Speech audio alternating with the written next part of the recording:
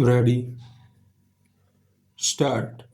It is thus settled law that normally when an appointed authority or the disciplinary authority seeks to suspend an employee pending inquiry or contemplated inquiry or pending investigation into grave charges of misconduct or defalcation of funds or serious acts of omission and commission, the order of suspension would be passed after taking into consideration the gravity of the misconduct sought to be inquired into or investigated and the nature of the evidence placed before the appointing authority or on application of the mind by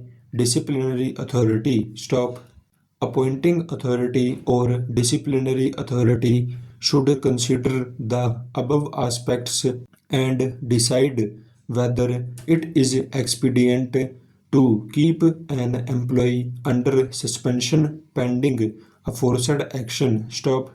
It would not be as an administrative routine or an automatic order to suspend an employee. Stop.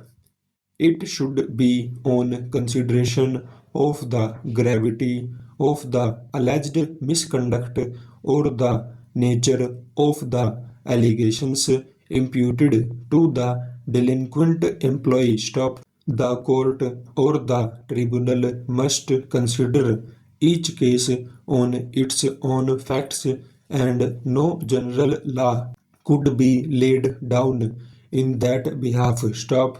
Suspension is not a punishment but is only one of forbidding and disabling an employee to discharge the duties of office or post to avail further opportunity to perpetrate the alleged misconduct or to remove the impression among the members of service that dereliction of duty would pay fruits and the offending employee could get away even pending inquiry without any impediment or to prevent an opportunity to the delinquent officer to scuttle the inquiry or investigation or to win over the witnesses or the delinquent having had the opportunity in office to impede the progress of the investigation or inquiry, etc. Stop. It would be another thing if the action is actuated by mala fides, arbitrary or for ulterior purpose. Stop. The suspension must be a step in aid to the ultimate result of the investigation or inquiry. Stop. The authority also should keep in mind public interest of the impact of the delinquent's continuance in office while facing departmental inquiry or trial of a criminal charge. Stop. In the case in hand, the allegations by itself are quite serious, but it does not appear as to whether the respondents themselves have made any kind of inquiry